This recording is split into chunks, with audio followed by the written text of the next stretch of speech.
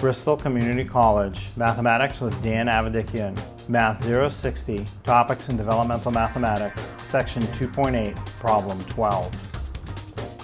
This is Section 2.8, Problem 12. It says complete the computation, and we have 1/2 minus 1/3.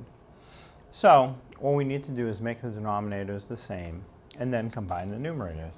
So for problems like this, I prefer to write the problem vertically. So I will rewrite it 1/2 with a 1/3 under and make it a subtraction, and just the way it is in the original question. Now, you have to find a common denominator. What denominator will both 3 and 2 divide into evenly? Well, 6 is the way to go.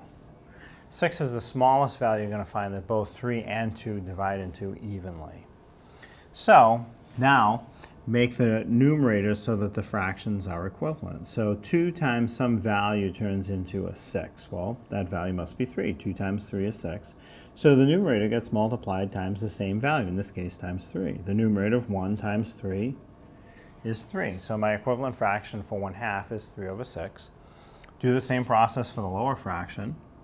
So I have a denominator of 3 times some value turns into a 6. Well, that some value must be 2. 3 times 2 is 6.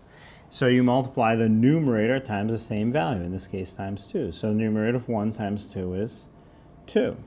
Now, when I write my answer, the denominator of my answer will be the common denominator that I'm using in my problem, which in this case is 6. Now I combine the numerators, 3 and 2. This is a subtraction problem, so I'll do 3 minus 2. 3 minus 2 is 1.